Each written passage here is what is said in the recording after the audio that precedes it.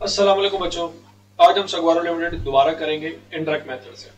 ठीक है, क्वेश्चन अभी हमने पिछली वीडियो में डायरेक्ट मेथड से इसको सॉल्व किया था।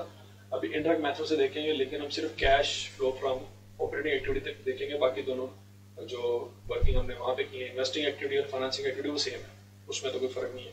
तो हम बस ऑपरेटिंग एक्टिविटी तक इसको आज देखते हैं। तो बच्चों, सबसे पहला पॉइंट ये है कि हमें ऑपरेटिंग एक्टिविटी जो शुरू करना होता है ना, प्रॉफिट बिफोर टैक्स से शुरू करना होता है। लेकिन सवाल में हमें लॉस दिया गया है और वो भी बिफोर टैक्स दिया गया, बिफोर इंटरेस्ट दिया गया है। हमें loss after interest and before tax निकालना है, तो वो तो हमें नहीं दिया गया। तो उसके लिए हम क्या करेंगे, सबसे पहले जो वर्किंग करेंगे वो रिटेन अर्निंग की करेंगे। ठीक है, हम यहाँ पे जो वर्किंग नंबर 1 करेंगे,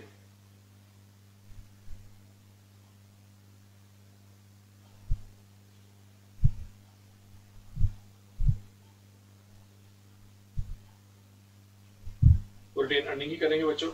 यहाँ पे आ जाएगा ब्रॉड डाउन, यहाँ पे आ जाएगा कैरी डाउन। ब्रॉड डाउन और कैरी डाउन कितना जी, 315 और 220। 315 220। यहाँ पे आ जाएगा डिविडेंड और यहाँ पे आ जाएगा लॉस। ठीक हो गया। डिविडेंड सवाल में उसने बताया हुआ है, SL declared a final dividend of 10% on 30 September 2020। तो बच्चों साल के शुरू में है, तो बच्चों ओपनिंग कैपिटल का लेंगे 10%। 500 का लिया, 10% आया जी 50 का डिविडेंड जो डिक्लेयर किया उसने। और बाकी यहाँ से लॉस निकाल लेंगे बच्चों। कैसे निकालेंगे हम, 315 में से माइनस करेंगे 50, माइनस करेंगे 220, फिर बच्चों 45 का लॉस आएगा।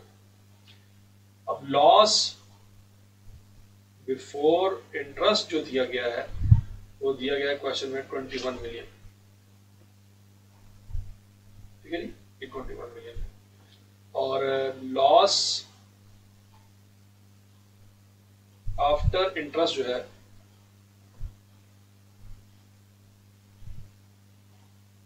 वो है 45 मिलियन।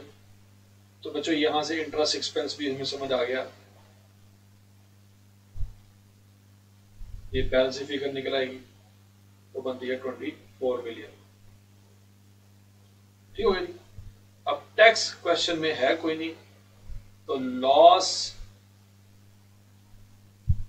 आफ्टर टैक्स और बिफोर टैक्स सेम है।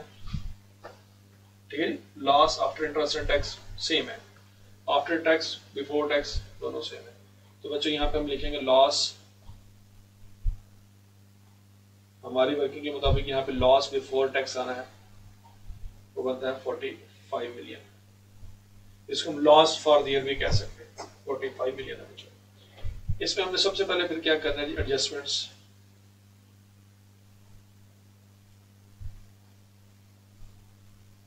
एडजस्टमेंट फॉर्मूला क्या आ जाएगा, डेप्रिसिएशन। ये हमने कहां से निकाला बच्चों, ये हमने वर्किंग नंबर 1 से निकाला। हम यहाँ पे रेफरेंस दे देंगे। डेप्रिसिएशन कहां से निकालेंगे, वर्किंग नंबर 2 से निकालेंगे। यहाँ पे हम रेफरेंस दे देंगे। यहाँ पे बच्चों हम बनाएंगे ऑपरेटिंग फिक्स एसेट का अकाउंट बनाएंगे, वर्किंग नंबर 2। फिर हम यहाँ पे बच्चों बनाएंगे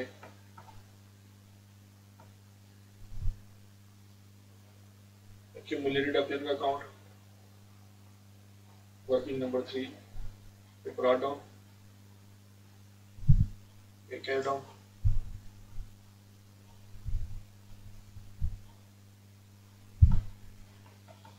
अच्छा जी, ऑपरेटिंग फिक्स ऐसे बच्चों लिखेंगे 848, 820।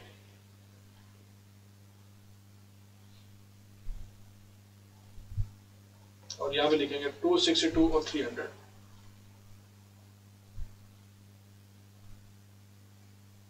ठीक हो गया। यहाँ पे बच्चों जो एसेट डिस्पोज ऑफ होगा वो इधर आएगा, डिस्पोजल में जाएगा। और ये अकाउंट बन रहा है कॉस्ट बेसिस पे, और यहाँ पे भी बच्चों डिस्पोजल में जाएगी एक्यूमुलेटेड डेप्रिसिएशन। यहाँ से बच्चों डेप्रिसिएशन निकल आएगी, और यहाँ से बच्चों एडिशन जो होंगे वो निकल आएंगे।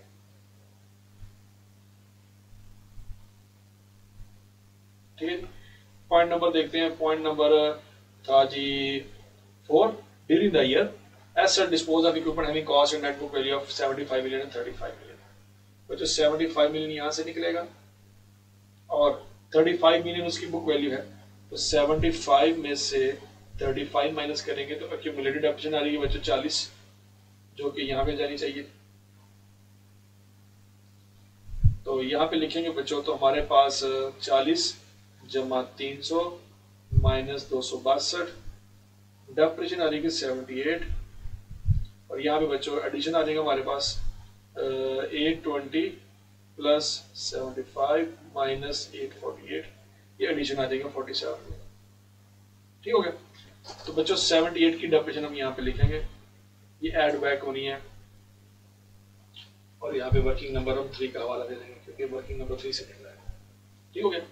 अब बच्चों हमने जैसा कि सवाल में देखा था कि पूरे सवाल में बैड डेट्स कोई नहीं है, तो बैड डेट्स की कोई बात नहीं आएगी। हाँ, सवाल में गेन और डिस्पोजल दिया गया 17 का, वो हम रिवर्स जरूर करेंगे।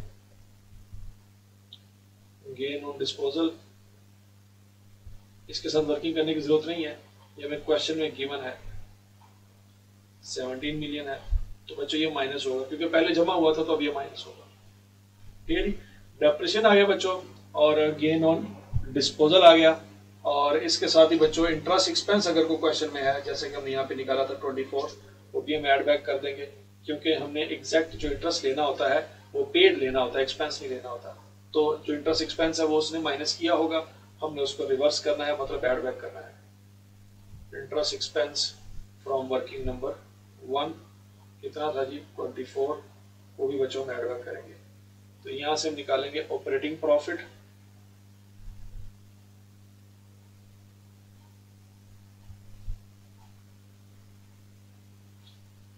Before working capital.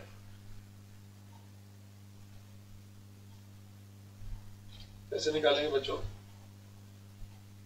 78 minus 45 minus 17 plus 24, ये आ जाएगा 40। ठीक है जी बच्चों, तो 40 आ जाएगा। फिर उसके बाद आएगा जी चेंजेस इन वर्किंग कैपिटल,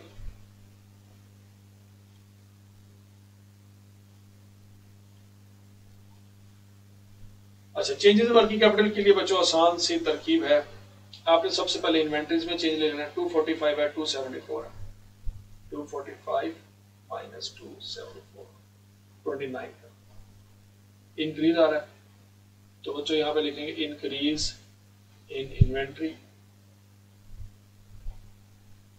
यहाँ पे हम एग्जामिनर को हवाला भी दे सकते हैं कि हमने कैसे निकाला, 245 में से 274 माइनस किया है, तो बच्चों यहाँ पे लिखेंगे 29 का इंक्रीज आया है। जब इन्वेंट्री में इंक्रीज आता है तो आपको पता है बच्चों कि आपके जो कैश है उसमें कमी आएगी, 29 हम माइनस करेंगे।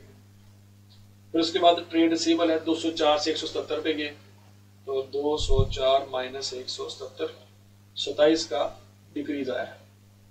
यहाँ पे हम लिखेंगे decrease in trade receivable. Examiner को बता भी देंगे कि डिक्रीज निकाला कैसे, 204 में से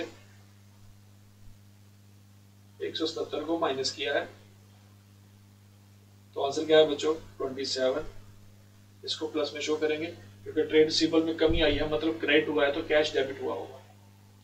उसके बाद बच्चों इंश्योरेंस क्लेम तो हमारा इन्वेस्टिंग एक्टिविटी में जाएगा। एडवांस टू सप्लायर, इसमें देखते हैं बच्चों इंक्रीज आया है, increase in advance to supplier 60 से 78 में गए हैं बच्चों, तो ये बच्चों 18 की कमी आएगी। फिर उसके बाद अक्रूड एक्सपेंसेस देखेंगे, इंक्रीज इन अक्रूड एक्सपेंसेस 43 से 48 हुआ बच्चों, 5 से, अगर 5 से बच्चों हमारे अक्रूड एक्सपेंसेस में इजाफा हुआ है, दैट मींस क्रेडिट हुआ है अक्रूड एक्सपेंस और डेबिट हुआ है कैश। फिर उसके बाद बच्चों ट्रेड पेबल की बात करेंगे 130 और 180, लेकिन यहाँ पे याद रखना है ट्रेड पेबल में गड़बड़ है, कितने की 14 मिलियन की, तो 14 मिलियन को निकाल के बाकी को ट्रेड पेबल को कंपेयर करेंगे तो 180 की बजाय यहाँ पे 166 आएगा। 130 को कंपेयर करेंगे 166 के साथ। तो बच्चों यहाँ पे लिखेंगे इंक्रीज इन ट्रेड पेबल। कैसे लिखेंगे बच्चों? 166, ये 130 माइनस 166, 130 माइनस 166, 36। अगर बच्चों इसमें इजाफा हुआ है तो इसका मतलब क्या है? कैश आया होगा। देखते हैं करंट लायबिलिटीज और करंट एसेट को हमने देखना होता है बच्चों। ट्रेड पेबल है, अक्रूड एक्सपेंसेस है, इसको नहीं लेना होता क्योंकि ये लोन का हिस्सा, ये लोन के साथ इकट्ठा होकर नजर आएगा। कैश एंड बैंक नहीं लेना होता क्योंकि वो आखिरी लाइनों में आएगा। एडवांस टू सप्लायर हम ले चुके हैं, ये इंश्योरेंस क्लेम इसलिए नहीं ले रहे क्योंकि ये इन्वेस्टिंग एक्टिविटी में आएगा बच्चों। और ट्रेड रिसीवेबल लेंगे और इन्वेंट्रीज लेंगे। मेरा ख्याल हमने अप्रोक्सीमेटली सब कुछ कवर कर लिया है। अब हम बच्चों यहाँ पे हम आंसर निकाल लेते हैं अपना। 40 11 बच्चों माइनस 29 जमा 27 माइनस 18 जमा 5 जमा 36, तो 61 आ गया हमारा answer. That is cash generated from operations है। ठीक है, हमारा कैश जनरेटेड फ्रॉम ऑपरेशन आ गया बच्चों। अगर मैं आपको अभी जो पिछला सवाल है वो दिखाऊं तो इस सवाल में भी हमारा कैश जनरेटेड फ्रॉम ऑपरेशन जो है वो 61 मिलियन आया था। तो वो बस 3 लाइनों में आया था। ये हमारा जो अभी जो सवाल हमने किया ये काफी लाइनों में कैलकुलेट हुआ है, लेकिन बच्चों तरीका हमारा सेम है। इसके बाद जो सारी स्टोरी है वो सारी सेम है। वो आप उसी वीडियो को दोबारा देख लेंगे। 61 के बाद जो हमने सारी कैलकुलेशन की है वो कैसे की है, तो आप उसी को देख के बाकी सारी चीजें क्लियर कर सकते हैं। ठीक है जी। तो इस तरीके से बच्चों आपने याद रखना है कि एसेग्वारो लिमिटेड को अगर हम इंटरैक्ट मेथड से करें तो कैसे करेंगे। यहाँ तक स्टोरी डिफरेंट है, इसके बाद सेम है, और डायरेक्ट से करना हो तो फिर वो वीडियो आप कंप्लीट पूरी देख सकते हैं। ठीक हो गया बच्चों, होपफुली आपको एक क्वेश्चन समझ आया होगा। Thank you, Allah Hafiz.